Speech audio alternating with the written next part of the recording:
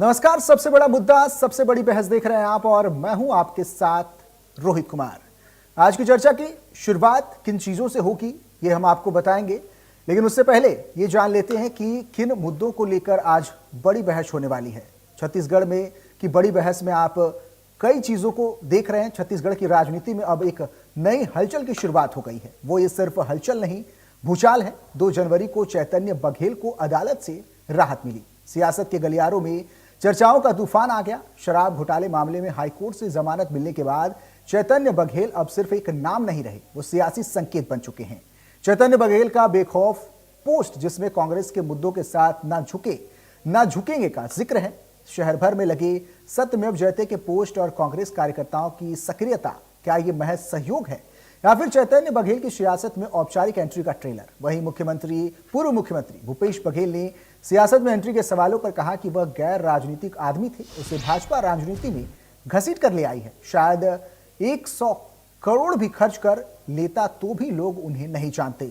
इतना बीजेपी वालों ने उनका प्रचार कर दिया। वहीं इसे लेकर बीजेपी हमलावर है, कांग्रेस सतर्क है और छत्तीसगढ़ की राजनीति में एक नए चेहरे को सियासी बयानबाजी तेज हो चुकी है। बीजेपी का कहना है कि कांग्रेस में वंशवाद तो हावी है, लेकिन साथ में नेता बनने के लिए घोटाला करके योग्यताएं भी सिद्ध करना पड़ता है। वहीं कांग्रेस कह रही है कि सत्य की जीत हुई है और राजनीति करने या चैतन्य बघेल को सियासत में आने के लिए बीजेपी ने ही मजबूर किया है। घोटाले के कारण जेल और उसके बाद बेल। कांग्रेसी इसे फ्रीडम फाइटर बना के प्रस्तुत कर सकते हैं।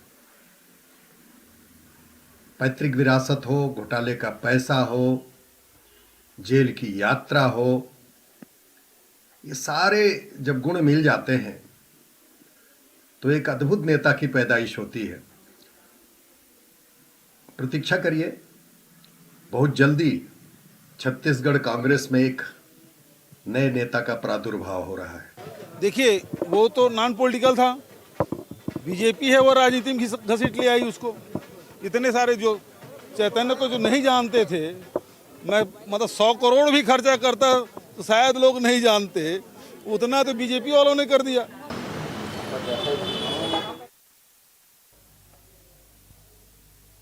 तो चैतन्य बघेल के सियासत में एंट्री के संकेत मिल रहे हैं। चैतन्य बघेल के फेसबुक पोस्ट ने राजनीति में हलचल मचा दी है। चैतन्य बघेल की क्या सियासत में एंट्री होने वाली है, इस पर भी अब लगातार सियासी बयानबाजियां तेज हो गई हैं। बीजेपी कांग्रेस आमने सामने नजर आ रही हैं।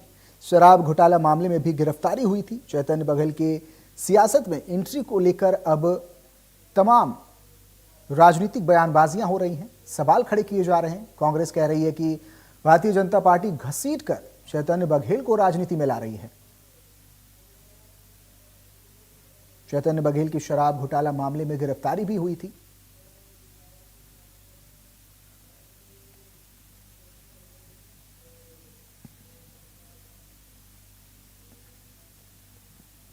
तो क्या चैतन्य बघेल राजनीति में आएंगे? क्या राजनीति में उनकी एंट्री होगी? ये अब सबसे बड़ा सवाल है।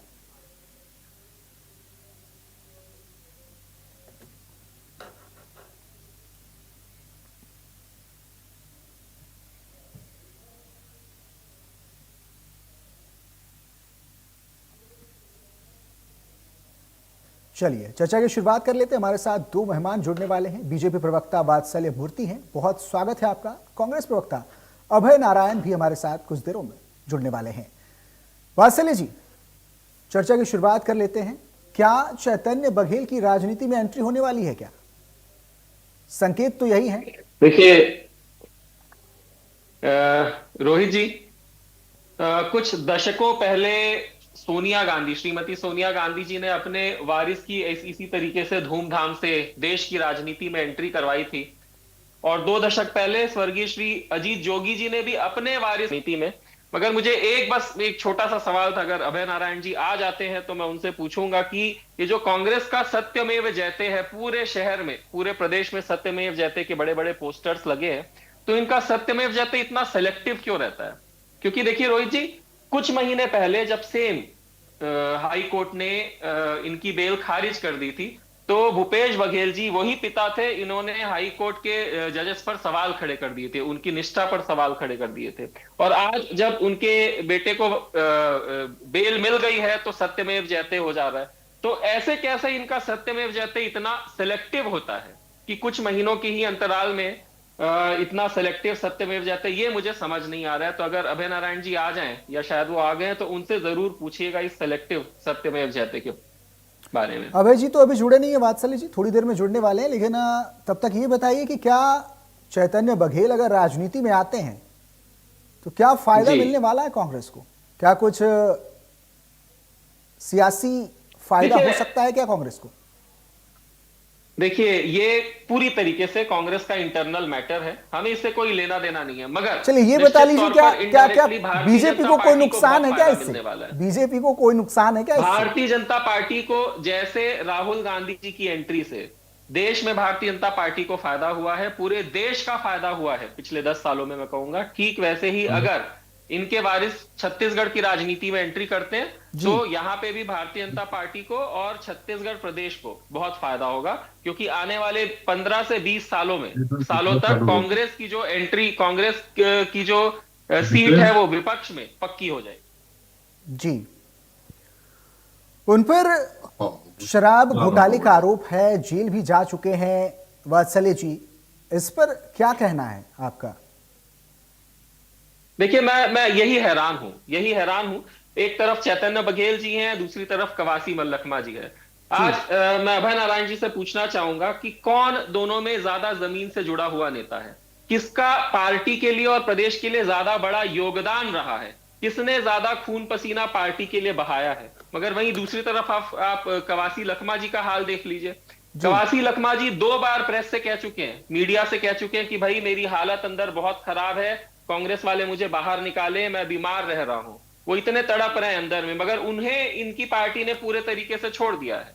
और वहीं आप देख लीजिए चैतन्य बघेल, क्या योगदान है चैतन्य बघेल का कांग्रेस में या प्रदेश में, जो इतने सैकड़ों की संख्या में और लाखों के पोस्टर्स पूरे प्रदेश भर में लग गए। ठीक है बात, तो ये तो अभय नारायण जी बताएंगे। ठीक है, अभय नारायण जी जुड़ गए हैं अभय नारायण जी। अभय जी, चैतन्य बघेल क्या आ रहे हैं क्या राजनीति में? एंट्री होने वाली है क्या उनकी? सबसे पहली बात तो ये है कि अभी मैं वात्सल्य जी को सुन रहा था जी, कितनी चिंता है उनको कवासी लखमा जी की, क्या तुलना कर रहे हैं कि जमीनी नेता कौन है। अगर इतनी ही चिंता भारतीय जनता पार्टी को है तो फिर कवासी लखमा जेल में क्यों है? यही तो प्रश्न है कि बस्तर में एकमात्र नेता है जो बस्तर की बात उठाते हैं। दीपक बैद जी प्रदेश अध्यक्ष हैं, मोहन मरकाम जी पूर्व प्रदेश अध्यक्ष हैं, फूलो देवी नेता राज्यसभा सांसद हैं, सब हमारे बस्तर के नेता हैं। लेकिन कवासी लखमा जी को आपने जेल भेज दिया, क्या अपराध था भाई? और चैतन्य बघेल से आप कवासी लखमा जी की तुलना मत करिए। कवासी लखमा जी मुख्यमंत्री भूपेश बघेल के साथ मंत्रिमंडल में रहे हैं, मुख्यमंत्री के साथ थे, 6 बार के विधायक हैं। और चैतन्य बघेल पूर्व मुख्यमंत्री भूपेश बघेल के पुत्र हैं। दोनों की तुलना बिल्कुल नहीं होगी। कवासी लखमा जी बड़े कद के नेता हैं, मंत्री रहे हैं, विधायक रहे हैं, आज भी आदिवासी समाज के बड़े नेता हैं वो। लेकिन बस्तर में जो आपको घटना करनी है, बस्तर में जो खनिजों की लूट करनी है, बस्तर में जो लाल कारपेट बिछाया जाएगा उद्योगपतियों के लिए, उससे पहले कवासी लखमा जी को जेल भेजने का काम आपने कर दिया। चैतन्य बघेल के जहां तक राजनीति में आने का सवाल है जी, चैतन्य बघेल राजनीति में नहीं थे, फिर भी उनको राजनीतिक रूप से सजा दी गई, उनको भेजा गया। पूर्व मुख्यमंत्री के पुत्र होने का उनको सजा भुगतनी पड़ रही है कि वो पूर्व मुख्यमंत्री के पुत्र हैं। इसलिए कि पूरी ईडी की स्क्रिप्ट भारतीय जनता पार्टी के कार्यालय में लिखी गई स्क्रिप्ट है, संवैधानिक संस्थाओं का उपयोग कर रहे हैं। और अभय जी, चैतन्य बघेल की राजनीति का इंतजार करे भाजपा। वो जब जेल के अंदर गए थे तो गैर राजनीतिक व्यक्ति थे, लेकिन जब जेल के बाहर आए हैं तो निश्चित तो राजनीति का आगाज हुआ है। भूपेश बघेल के साथ कांग्रेस पार्टी के तमाम पदाधिकारी उनको लेने पहुंचे और पूरी कांग्रेस। और जब वो अरेस्ट हुए थे उस वक्त भी जो आंदोलन हुआ था, उस वक्त भी चैतन्य बघेल को गलत बताया गया। ये कांग्रेस के लोगों ने आवाज उठाई थी, जिला अध्यक्ष, ब्लॉक अध्यक्ष, कार्यकर्ता, पूरी कांग्रेस भूपेश बघेल और कवासी लखमा के साथ खड़ी है। दीपक बैज जी ने आंदोलन किया था, उनके नेतृत्व में आंदोलन हुआ था, कवासी लखमा को लेकर भी और चैतन्य बघेल को लेकर। तो भारतीय जनता पार्टी जो ये मिथक करके तो दुष्प्रचार करने का काम कर रही है, वो न करे। और बहुत अच्छा विषय पे आपने डिबेट रखा। एक आगाज हो गया है, एक युवा का आगाज हुआ है। आपने देखा है कि अगर 6 महीने उस युवा के जेल के अंदर गुजरे तो उस 6 महीने का हिसाब तो जनता के पास चैतन्य बघेल जी जाएंगे और बोलेंगे, उसका जवाब तो जनता ही देगी, उसका हिसाब तो जनता ही देगी। अभय जी, और एक युवा नेतृत्व के रूप में अभय जी, जी, चैतन्य बघेल के राजनीति में आने से किसी को कोई दुविधा नहीं है, ना बीजेपी को और कांग्रेस को, तो होना भी नहीं चाहिए। सवाल यह है कि जिस चीज को लेकर कांग्रेस मुद्दा बनाती है, हालांकि उन्हें कोर्ट ने फिलहाल राहत दी है, लेकिन आरोपी तो वो हैं ही, शराब घोटाले से उनका नाम जुड़ा हुआ है। ऐसे में सवाल यह है कि किसी आरोपित व्यक्ति को पार्टी में लाना, राजनीति में आगे बढ़ाना, हो सकता है आगे जाके इलेक्शंस भी लड़ेंगे। सवाल यह है, वात्सल्य जी भी यही सवाल उठा रहे हैं कि सत्यमेव जयते, इस तरह की चीजें, जिन चीजों की बातें कांग्रेस करती है, ये कहती है कांग्रेस कि भाई बीजेपी में आने के बाद उनके सारे पाप धुल जाते हैं। कांग्रेस भी तो वही कर रही है, आरोप तो है उनके ऊपर। देखिए थोड़ा सा आप विश्लेषण करिए। जब राहुल जी और सोनिया जी को लेकर कोर्ट का फैसला आया, सुप्रीम कोर्ट का, तो उस दिन भी सत्यमेव जयते कहा गया। आज जब चैतन्य बघेल को लेकर हाई कोर्ट ने जमानत याचिका मंजूर की, जमानत दी, तो कोर्ट ने जो टिप्पणियां की है ना, वो सत्यमेव जयते, और उसका 164 का बयान, जो व्यक्ति फरार है उसका 164 का बयान होता है। डिबेट तो इस विषय पे होना चाहिए। चैतन्य बघेल मुद्दा नहीं है, मुद्दा है कि इस प्रदेश में क्या हो रहा है, किसी को राजनीतिक देशभक्त कैसे बताया जा रहा है, कैसे संवैधानिक संस्थाएं का दुरुपयोग किया जा रहा है, कैसे उन पर दबाव डालकर केस बनवाए जा रहे हैं। और जब कोर्ट में मामला सबूत देने का आता है तो कोई सबूत पेश नहीं कर पाते ईडी के वकील, कोई सबूत ईडी के अधिकारी पेश नहीं कर पाते। एक फरार वारंटी का 164 में बयान होना।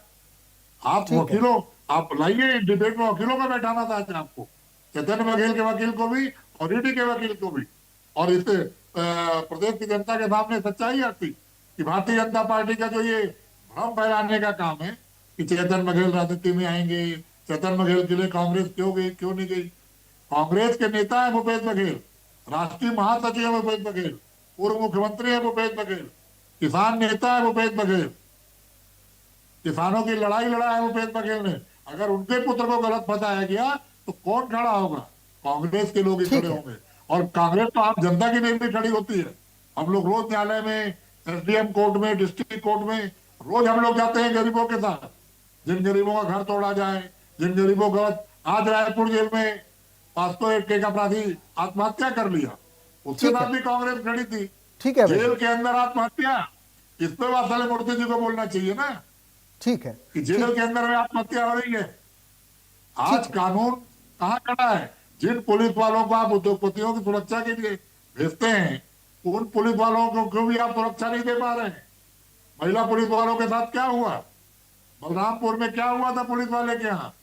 आप हर एक कनेक्शन कांग्रेस के निकाल देंगे, कांग्रेस को जोड़ देंगे। आप कलेक्टर ऑफिस नहीं बचा पाते, आप एसपी ऑफिस नहीं बचा पाते।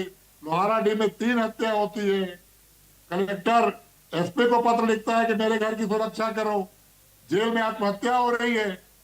चैतन्य बघेल तो प्रतीक है उन लोगों की कि अगर आप अन्याय करोगे तो हर घर चैतन्य बघेल पैदा होगा, हर चैतन्य बघेल लड़ाई लड़ेगा। ठीक है, वात्सल्य जी, बीजेपी जांच एजेंसियों का दुरुपयोग कर रही है क्या? रोहित जी, आपने अभय नारायण जी को बहुत लंबा समय दे दिया। मैं आप लीजिए, आप भी थोड़ा सा समय अनइंटरप्टेड, ये जी बिल्कुल 1 मिनट बोलिए। का समय चाहूंगा। अभय नारायण जी, आप बहुत ही सम्मानित कांग्रेस के वरिष्ठ प्रवक्ता हैं, वरिष्ठ नेता हैं, मगर मैंने शुरुआत जो है, आप नहीं आए थे, आपको थोड़ा लेट हो गया था आने में। मैंने शुरुआत में ही रोहित जी आपको बताएंगे, पूरे कांग्रेस पार्टी को, आपको और बघेल परिवार को अग्रिम बधाई दी है और शुभकामनाएं दी है। जी। और मैंने ये तक कहा है कि हम चाहते हैं कि चैतन्य बघेल जी छत्तीसगढ़ की राजनीति में आए, तो आप बुरा मत मानिए, हम तो चाहते हैं भाई। देखिए, हम चाहते हैं कि राहुल गांधी जी हमेशा देश की राजनीति में रहें, हमेशा रहें। ये हर भारतीय जनता पार्टी का कार्यकर्ता चाहता है। हम ये भी चाहते हैं कि अमित जोगी भी राजनीति में आए छत्तीसगढ़ की, और ठीक उसी तरीके से ये चैतन्य बघेल जी भी राजनीति में आए। मगर क्योंकि रोहित जी ने सवाल पूछा था, तो मैंने एक संशय, आप आएंगे तो आपसे पूछूंगा करके, मेरा एक काउंटर सवाल था जी। कि भाई चैतन्य बघेल, चलिए दुर्ग में पोस्टर लगे हैं समझ आता है, पूरे रायपुर में लाखों के पोस्टर लगे हैं समझ आता है, मगर बिलासपुर में क्यों लगा है पोस्टर, कोरबा में क्यों लगा है? रोहित जी, पूरे छत्तीसगढ़ में लाखों के पोस्टर लगे हैं चैतन्य बघेल जी की। तो मेरा एक बस छोटा सा एक सवाल था, भाई इतना पैसा चैतन्य बघेल जी ने किया क्या है कांग्रेस के लिए या प्रदेश के लिए? वहीं कवासी लखमा जी, देखिए कवासी लखमा जी अपने करे की सजा भुगत रहे हैं। हमें भारतीय जनता पार्टी को उससे उनसे कोई भी लगाव नहीं है, कुछ भी नहीं है। वो अगर गलत किए हैं तो उन्हें सजा मिलेगी। मगर यहां पर बस जो प्रदेश की जनता देख रही है, वो एक कॉन्ट्रास्ट देख रही है। भाई एक युवा है जिसने ना कांग्रेस के लिए कुछ किया है, ना प्रदेश के लिए कुछ किया है, पूरे छत्तीसगढ़ को आपने सत्यमेव जयते के पोस्टर से पाट दिया। भाई इतना पैसा, इतना पैसा। और वहीं कवासी लखमा जी हैं, आदिवासी नेता हैं, वरिष्ठ नेता हैं, बीमार रहते हैं, उनसे कोई संवेदना नहीं, कोई उनसे मिलने तक नहीं जाता है, उनके बारे में मीडिया में कोई कुछ कह नहीं रहा है, उनके पास कोई वकील नहीं है। भाई इस तरीके की कहां से असंवेदनशीलता आप लोगों में आ गई? बस ये चीज मैंने कही। अदरवाइज चैतन्य बघेल भाई, हम तो चाहते हैं, पूरी जिम्मेदारी के साथ कह रहा हूं, ठीक है राष्ट्रीय वात्सल्य, राजनीति में राहुल गांधी रहे, प्रदेश की राजनीति में अमित जोगी, चैतन्य बघेल जैसे नेता रहे, तभी प्रदेश का भला होगा। ठीक है वात्सल्य जी, जवाब ले लें। अभय जी, कहां से आ रहा है इतना पैसा कांग्रेस के पास? पूरा प्रदेश वात्सल्य मूर्ति पोस्टरों जी से ने छपा कहा पड़ा कि है। बिलासपुर में, वात्सल्य मूर्ति जी ने कहा कि बिलासपुर में पोस्टर क्यों लगे, जी। कोरबा में क्यों लगे।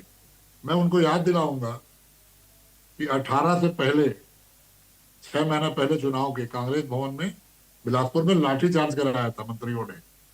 मंत्रियों का घर का घेराव करने कांग्रेस के लोग चले गए, तो मंत्रियों ने अधिकारियों को भेजकर कांग्रेस के भवन के अंदर लाठीचार्ज हुआ। अटल श्रीवास्तव को चोट लगी, बहुत लोगों को चोट लगी। भूपेश बघेल पहले नेता थे कांग्रेस के जो 1.5 घंटे के अंदर हमारे पास पहुंच गए। हम सब लाठीचार्ज के लेके, मुझे तो कोनी थाने में मारा जा रहा था, बेवजह मारा जा रहा था कि आप लोग क्यों थे वहां पे भूपेश बघेल आ गए थे। भूपेश बघेल कांग्रेसियों के हर सुख दुख में खड़े रहे। भूपेश बघेल जनता के सुख दुख में खड़े रहे। नसबंदी कांड में जब महतारियों की जान गई, तो महतारी यात्रा बिलासपुर से निकली, भूपेश बघेल साथ में चले, महतारी न्याय यात्रा रायपुर तक पहुंची। अखपड़वा कांड हुआ, भूपेश बघेल साथ पहुंचे। तो आज अगर भूपेश बघेल के परिवार को भारतीय जनता पार्टी सिर्फ इसलिए प्रताड़ित कर रही है कि कांग्रेस के नेता है और कांग्रेस के मुख्यमंत्री है, तो उनके बच्चे के साथ पूरा प्रदेश खड़ा होगा, पूरे कांग्रेस जन खड़े होंगे, बूथ से लेकर प्रदेश स्तर कार्यकर्ता खड़ा होगा। भूपेश बघेल जी अगर गाड़ी चला रहे थे तो चरणदास महंत जी बगल में बैठे थे, ये सिंहदेव जी बात कर रहे थे, तमाम बड़े नेताओं का फोन आ रहा था। तो ये तो सामान्य प्रक्रिया है। अभय जी, लेकिन ये भारतीय जनता पार्टी अभय जी, के साथ होगा, वो भी सात भारतीय जनता पार्टी के लोग जाएंगे। अब बात आती है कवासी लखमा जी। कवासी लखमा केवल अरुण साव से सवाल पूछने की सजा भुगत रहे हैं। केवल ये पूछ दिए थे विधानसभा में कि एक नाले पे 3 पुल बिना टेंडर के, आचार संहिता में, और नारा लग गया कि अब तो स्पष्ट है कि अरुण साहब भ्रष्ट हैं। सजा मिली, जेल में है। और मैं तो वात्सल्य मूर्ति जी के प्रति लगाव रखता हूँ। कवासी लखमा की चिंता कर रहे हैं भारतीय जनता पार्टी के प्रवक्ता। निश्चित रूप से अगर ऊपर वाला कहीं न्याय कर रहा होगा तो आज एक चीज देखेगा कि वात्सल्य मूर्ति जी कवासी लखमा के प्रति चिंतित है। जेल भेजो आप, गलत फंसाओ आप। उनके पास वकील भी हैं, उनसे मिलने भी रोज जाते हैं। सचिन पायलट जी भी मिलने गए, भूपेश बघेल जी भी मिलने गए, नेता प्रतिपक्ष चरणदास महंत भी मिलने गए, हमारे विधायक हर हफ्ते जाते हैं, सब लोग उनके संपर्क में हैं। और कवासी लखमा जी ने मीडिया के सामने कहा कि जेल में क्या बर्ताव हो रहा है। आदिवासी मुख्यमंत्री हैं, एक बार चले जाते, मिल लेते, एक बार बयान दे देते। आदिवासी मुख्यमंत्री है प्रदेश के, आदिवासी राष्ट्रपति हैं हमारे संविधान के सबसे बड़ी पद पे, और एक आदिवासी विधायक जेल में है, पूर्व मंत्री जेल में है। उसको उसको दवा नहीं मिल रही है, उसका इलाज नहीं अभय हो जी, रहा है। अभय जी, चैतन्य बघेल राजनीति में आ रहे हैं, उनको कांग्रेस कार्यकर्ताओं की तरफ से समर्थन मिल रहा है, उनके साथ खड़े हैं लोग, इससे किसी को कोई दुविधा नहीं है। वात्सल्य जी का सवाल ये है कि भाई साथ खड़े रहने के लिए इतना खर्चा, इतना प्रचार प्रसार क्यों? देखिए, पहली बात, वो राजनीति में आएंगे नहीं आएंगे ये फैसला चैतन्य बघेल करेंगे, समय पर होगा। भारतीय जनता पार्टी के प्रचार प्रसार करने से कुछ नहीं होगा। रही खर्चे की बात, आज एक कार्यक्रम होना था यहाँ सकरी जोन में, बिलासपुर में, नगर निगम में। पूरे टेंट लग गए, माइक लग गया, पोस्टर बैनर लग गए, पेपरों में विज्ञापन आ गया और वो कैंसल हो गया, सिर्फ इसलिए कि कुछ मंत्रियों का नाम उसमें नहीं था, कुछ विधायकों का नाम उसके कार्ड में गुटबाजी की भेंट चढ़ गया। कहां से खर्चा आया? कौन पैसा दिया? किसका पैसा खर्च हुआ? युवा महोत्सव के नाम पे करोड़ों रुपए आपने खर्च किया।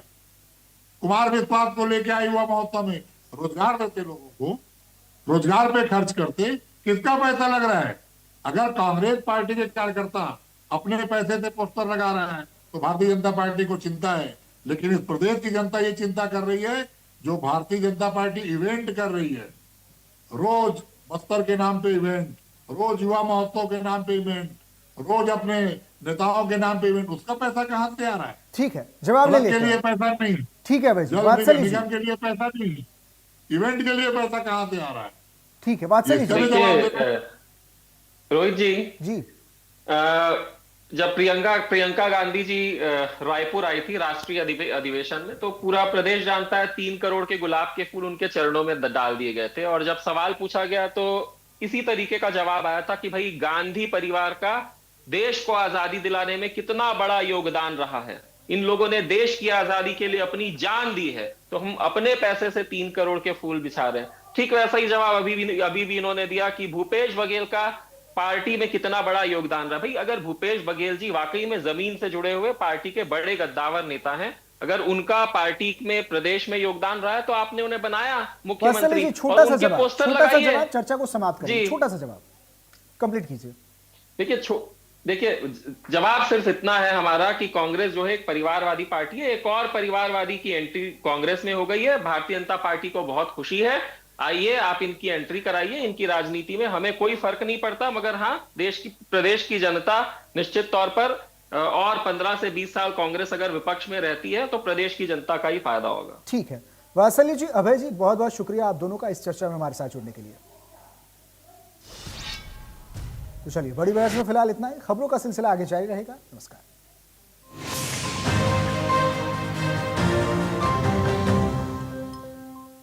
अदरक की हुई कुटाई, चाय की पतीली चढ़ाई, कैसी बनी चाय? सिर्फ अदरक से चाय का स्वाद नहीं आएगा। नहीं आएगा बेटा, चाय का असली टेस्ट MDHT प्लस से ही आएगा। लौंग, हरी इलायची से भरपूर MDH हींग प्लस मसाला। मसाले सच सच MDH। मुद्दे जो मुर्दा न बन जाए, सरकारें जो बहरी न हो जाए, खबरों की इस दुनिया में सच्चाई कहीं छुप न जाए। देखिए मेरे साथ मुद्दे की बात। अगर आप बनना चाहते हैं एंकर या फिर आप में है जुनून एक तेज तर्रार न्यूज रिपोर्टर बनने का, तो आप ज्वाइन करें ITV और इंडिया न्यूज एक्स का media school. ITV next media international school का कोर्स आपको मौका देता है देश के दिग्गज एंकर्स के साथ काम करने का। ITV next media international school में आप बेहद नजदीकी से देख पाएंगे किस तरह से ITV नेटवर्क के दिग्गज पत्रकारों की टीम दिन रात खबरों पर काम करती है। इस कोर्स के दौरान आप सीखेंगे एंकरिंग की एक एक बारीकी उन एंकर्स के साथ जो देश को रखते हैं हर खबर से बाखबर। ITV next media international school का ये कोर्स आपके एंकरिंग स्किल्स को करेगा इतना सशक्त, मजबूत, जिससे आप बनेंगे पत्रकारिता की दुनिया का वो चमकता चेहरा जो दुनिया देखेगी और पसंद करेगी। आपके घर के खाने में रेस्टोरेंट जैसा स्वाद ले आए MDH का शाही पनीर मसाला। पनीर को क्या मस्त बना डाला।